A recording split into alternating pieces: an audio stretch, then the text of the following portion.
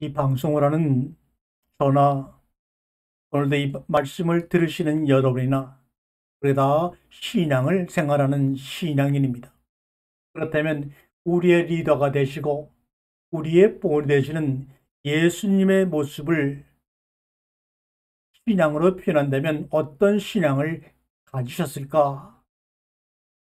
예수님의 신앙을 우리의 신앙으로 받아들이면 얼마나 좋을까? 라는 생각으로 예수님의 신앙을 한번 어떤 신앙인지 한번 더듬어 보려고 합니다.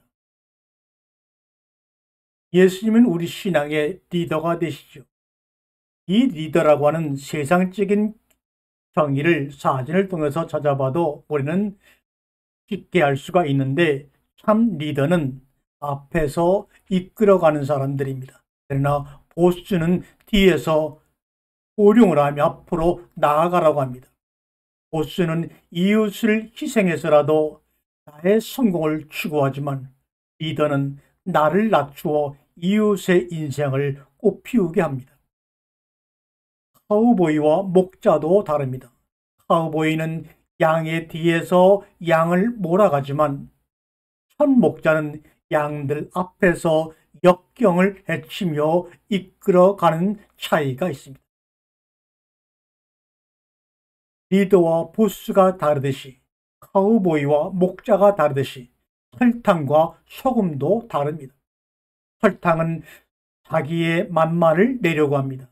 그러나 소금은 자신이 녹아지면서 남의 맛을 내어줍니다. 이러한 것을 들러리 신앙이요 섬김의 신앙이라고 예수님은 우리에게 보여주시고 들려주셨습니다. 예수님은 만왕의 왕이신 동시에 섬김의 왕이셨습니다. 예수님은 자신이 오신 이유와 목적을 우리에게 이렇게 분명히 말씀하십니다. 마태복음 20장 28절의 말씀이죠.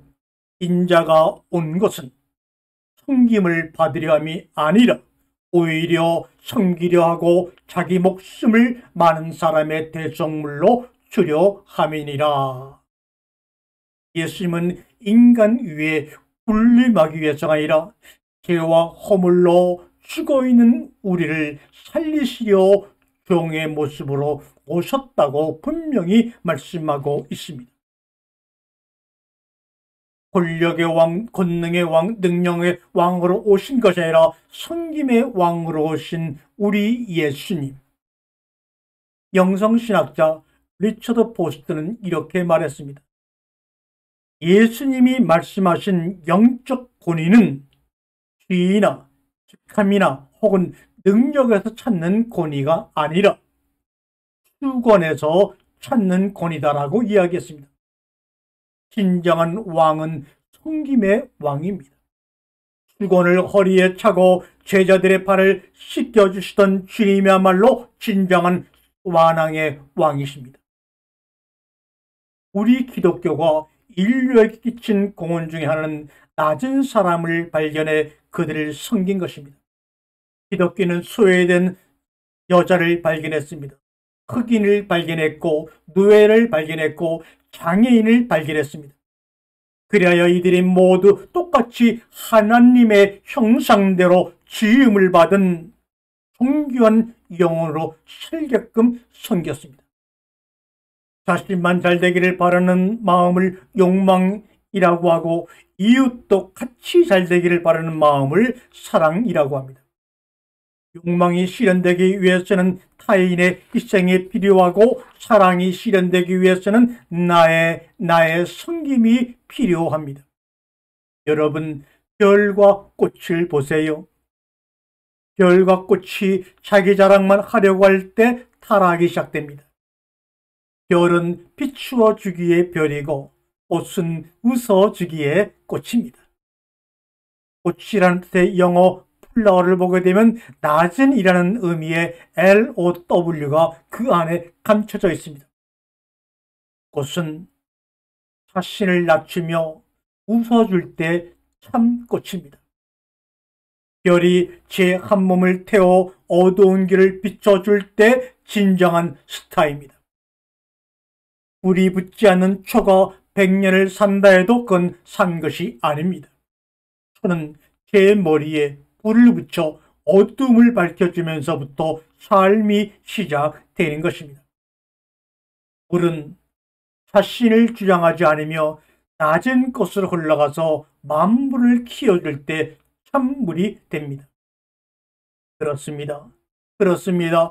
하늘에서 하늘나라에서 큰 자, 으뜸인 자는 섬기는 자입니다.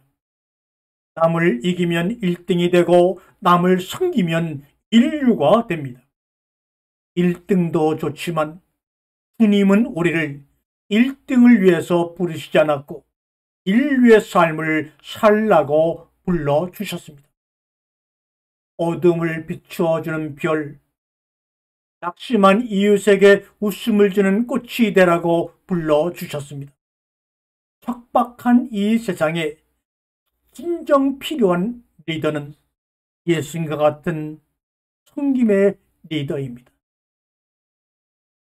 우리가 사는 이 세상은 그들의 일이 담고 있는 살림의 가치를 보지 못하게 눈을 가려버리고 말았습니다.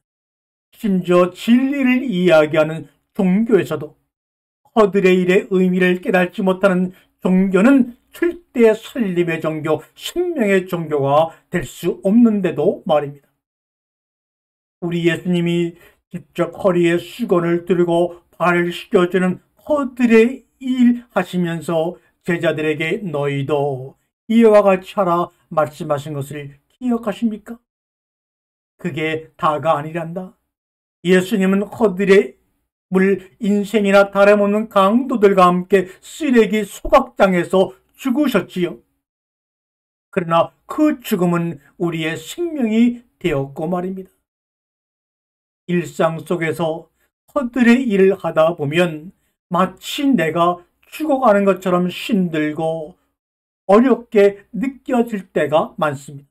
하지만 그 죽음을 통해 다른 사람들은 살림을, 생명을 경험하게 된다는 복된 소식을 여러분 마음속에 심어 주시기를 간절히 소망합니다.